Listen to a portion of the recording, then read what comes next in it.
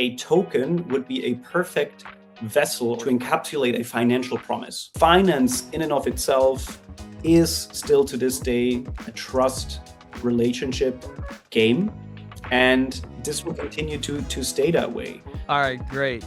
Today I'm joined by Benedikt, who's the co-founder of a company called Obligate. Benedikt and his team actually are building infrastructure to bring real financial instruments on chain, which is super exciting. And they've been doing it with a very clear view of where TradeFi and blockchain can actually meet in the real world. So Benedikt, it's really great to have you here. Welcome to this conversation. Thank you so much, Sam. It's a pleasure to be joining the Circle of Spotlights and telling you all about Obligate and our journey. Awesome. Look, I want to keep this one pretty human and practical. So let's start off. Before we dive too deep into the business, tell the viewers a little bit about yourself. You know, where'd you start and what you study and what were some of your early interests that got you here today? So I was born and raised in Switzerland. I'm a lawyer by training. So after finishing my bar exam, it was a while ago, back in 2016, I started working in the fintech industry, or the nascent, even like Web3 blockchain industry. I joined one of Switzerland's first crypto exchange back at the time, and quickly became chief legal officer because it was still fairly early. And, someone, just straight off law school. Nice. I love that. So, kind of going down that line, right? What were you seeing in finance or crypto that made you feel that something bigger was changing? I think back at a time, what was fascinating to me was, obviously Bitcoin's already been around since a while back at a time. I've had some, earlier exposure to it.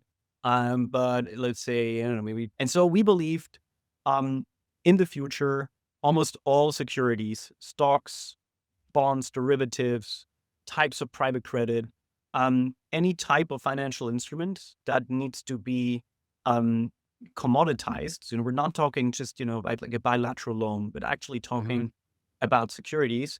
They would be issued and transferred in the form of a token sooner or later. And smart contracts are the perfect technology that allow for, a distribution of coupon payments all at the same time, orchestrated across different, blockchain-based infrastructures. And so we believed this has the potential, but obviously back at the time, we were also like, the financial infrastructure and the financial system is, one of the most powerful systems in the world, and they're kind of stuck in their old ways. And we, of course, dreamed that one day, the leading financial institutions would use that type of technology and also have her, create better access for people all over the world in emerging markets so that, everyone could actually own and get access to, a treasury bill, a US dollar economy, or get access to equities in the form of tokens. And then being here now in 2026, I have to say, not in my wildest dreams did I actually think we would get this far. I was hoping, but I wasn't sure. And so it's really nice being here now where we are.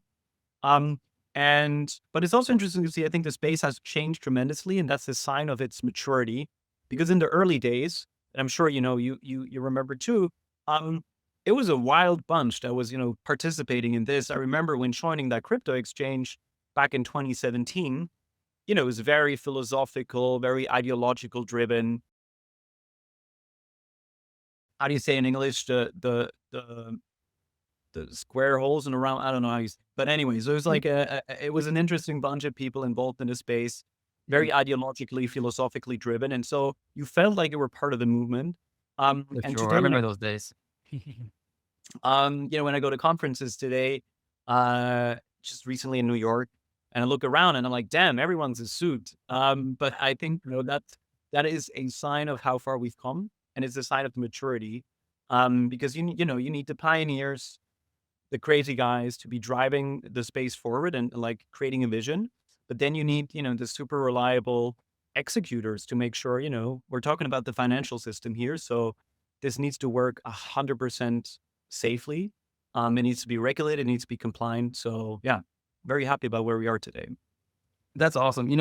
Going back to, some of that origin story is, was there like a particular moment that you recall, because you took us from the beginning to where we are in suits today, but, from an obligate standpoint, was there a moment or interesting, time where you realized that, hey, this is actually going to work, right? Like, this is not just an ideal belief, but like, okay, it was on this particular moment that you realize that this is going to work and it's going to be big. I think it's a great question because building, and we've been at this for a while, right? Like we properly started with first kind of venture type funding, going into the market, iterating around in 2020. We had the first like VC funding properly in 2021. And then we went through a lot of cycles, right? Like so 2021 was easier to get venture capital. We were kind of like in the late stages of the zero interest rate policy environment. Um, and then 2022, FTX happened. 2023, it was a bear market. Venture capital withdrew from the Web3 space. It kind of had a stigma around it. Financial institutions were like, hey, this is kind of, we don't want to be associated with that. And we kept on building throughout that time, right? And it was in late 2022, almost, I would say, one of the lowest points for the market in general, that we got a venture investment by Circle back at the time, which was led by Wyatt Lonergan back at the time. Just did incredibly, I think, pioneering work. And a lot of the investments they did back at the time, were bets on emerging players in the space, and a lot of these bets I think turned out extremely well.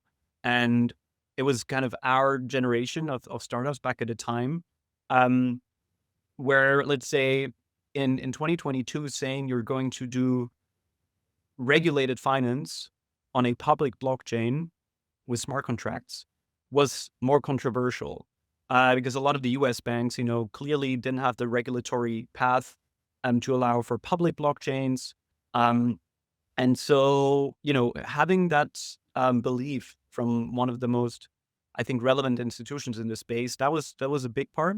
That was But a big then moment. that was a big moment. But then on the traction side, there was another thing I think which made me realize this is becoming very real, and that is when we actually just launched a transaction, but it was in the making for quite a while, and this is when we had a first fully blockchain based corporate bond issued by leading players in the space using obligated infrastructure. That just happened a few weeks ago.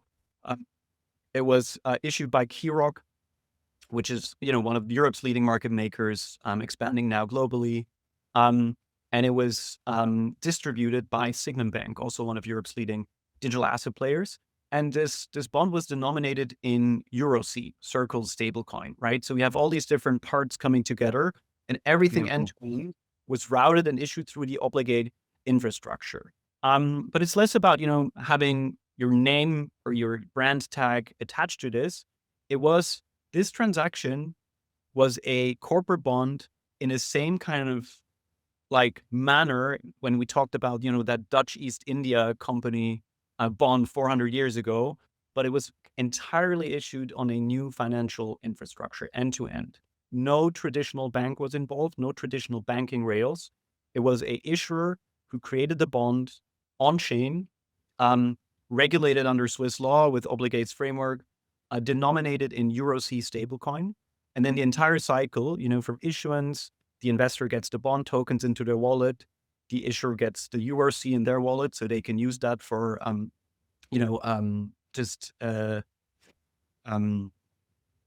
for operations.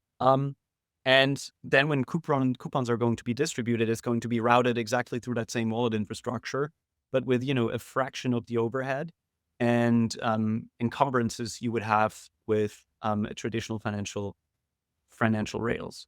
And so I think for me, seeing that was a really important marker, because for a while, there was a bit of a frustration in the space. I would say maybe in 2023, 2024, we would go to the conferences and you had the TradFi bankers sitting there, like heading tokenization departments of the big financial institutions. And they're like, hey, you told us we need to try this blockchain thing. We did a POC And, it took us 10 times as many hours and many people involved. And, the POC didn't actually work. So there was a lot of fluff and, people just doing it for the sake of doing it, not actually because it brings value to their customers. But now in 2025, things really turned and it Mm. became clear this is not just a phase, it's not just an extension of the cryptocurrency kind of market where there's a lot of speculation and casino. This is here to stay. And these biggest financial institutions, they have now embarked on a journey to change literally the rails and the financial infrastructure system that was built over the past few decades. And so there's no going back. So that's why I think right now it's an extremely exciting time to be in this space. Yeah. Very nice, very nice. I'm curious, how important was Switzerland and the legal environment there, in making this possible? It's a great question. I think Switzerland, some of it, I guess, was smart strategy by, some of the entrepreneurs in the space, by the politicians who paved the way. A lot of it was also happenstance, right? Some of these early blockchain foundations like Ethereum Foundation, they were shopping around to see, using Obligate. You don't need to have a intermediary like a transfer agent like you need in the US or even in Germany. So very pioneering. So they played a big role. At the same time, and as we see now, as the space matures, and the US, kind of is, I would say, an unequivocal central market in this space, it becomes important for us to expand. We already have, some customers in the US. Obligate was born global. So the Swiss market was never super important for us, but it was important as kind of I would say, just a regulatory fertile ground. But now we're really here to expand, and which is also a big part why we're now raising a Series A that will then also finance our expansion into the US and other key markets. Nice, nice, nice. We talked about, basically, what you all have developed and the importance of it going on chain. For someone outside the space, what's the simple version for them to understand the problem that Obligate is truly solving? So, I mean, there's been a lot of talk about stablecoins, right? And how I think they become the idea that best transported to the world what blockchain technology is really good for. And because people directly understand the ease of use and the value it brings. And, for a while, I think during 2021, some people thought that was going to be NFTs, which I think, now I think becomes clear to a lot of people. Including Justin Bieber, apparently. Oh, including. Well, yeah. So I think people, for example, spend a lot of time in the US right now. And there's a lot of people with, a migrant background that send money overseas. And they to their families back at home. And the people who experience that, for example, they experience the friction of the global payment system and the money transmission system, which is extremely cumbersome. The fees that you pay using Western Union to send money back to your family at home are ludicrous. And they're coming down because of that pressure. If you send an international bank transfer from the US to Europe, it can take several days.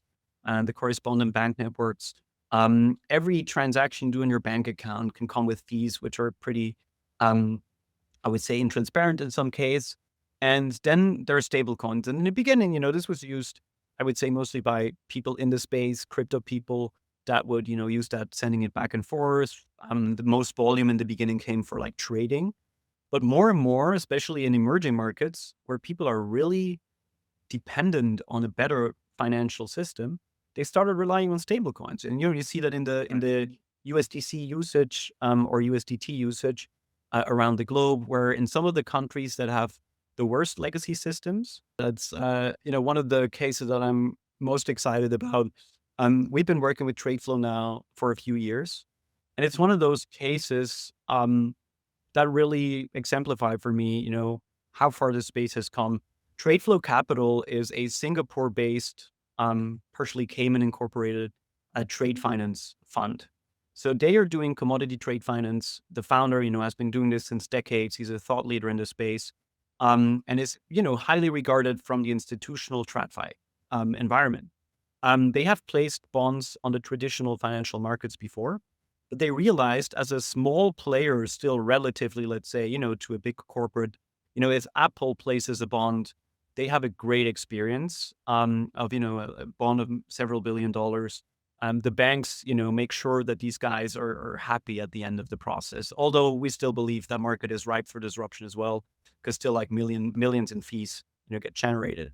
But for a smaller player like TradeFlow, the minimum fees of the financial system really start to compound. So if you only place a bond, let's say in the size of 10, 20 million, you still have to pay the rating agency, the law firm, the issuer agent, the paying agent, the central securities infrastructure, the custody bank. So the entire stack of the traditional financial system compounds much harder if you have small issuance sizes. And then that's not where it stops.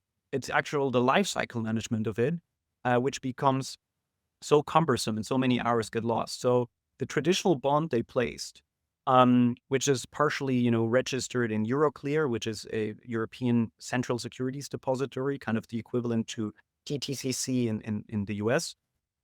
So when he distributes a coupon for that old bond, he still has to, I'm telling you, 2026, physically rip off a coupon from a paper, put into an envelope, send it to Luxembourg, and then just hope, that the guys there execute the coupon payments on the centralized ledger. It's That's crazy. crazy. And so a few years ago, and the founder is very pioneering. He was looking at the space and see where does a technology emerge that allows me to do this on chain, but in the same institutional grade, regulated, compliant way that he's done it previously. And so we started working together in 2023. And since then, TradeFlow has, I think we've, really found our product market fit. We've started earning 7-figure revenue. We have a pretty strong, very strong growth rate. And we now have everything basically ready to start properly scaling this into a massive enterprise. And, we're talking about the future, who owns the future financial infrastructure. And obviously, that's why everyone is so excited about this space. This is a multi-trillion-dollar opportunity. And I think we're well positioned to play a vital role in that future ecosystem. We're not going to dominate everything, but we're going to be an important cog in the wheel of the future financial infrastructure. And so we're right now raising a Series A that will allow us to expand, amongst others, into the US and expand also our scope of activities. So I think there couldn't be a better time. And it feels interesting because I feel in a lot of other industries right now, there is, more uncertainty. I spent a lot of time in the Bay Area, like software companies, AI founders. Everyone's afraid that, Anthropic is going to eat their lunch just with the next release. I'm much more bullish right now on our space because on-chain finance, really, it's set to happen. There's no turning back. And join us for the ride if, want to become part of our journey.